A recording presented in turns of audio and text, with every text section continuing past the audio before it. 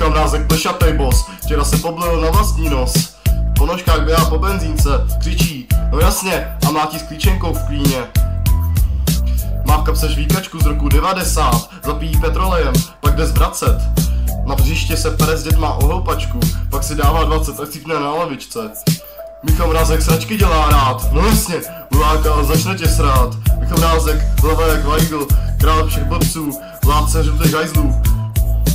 Na diskotéce s ponožkou na hlavě, přivedou repráku, já jsem Bůh vy kokotové.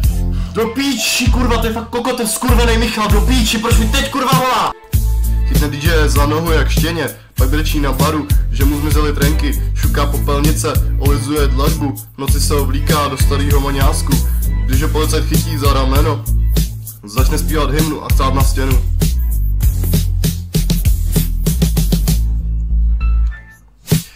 Michal Mrázek sračky dělá rád, no jasně, uláká a začne tě srát, no jasně, Michal Mrázek hlava jak Weigl, král všech blbců, vládce žlutých hajzlů, no jasně, pane strážníku, já tady jenom kadím kobylu.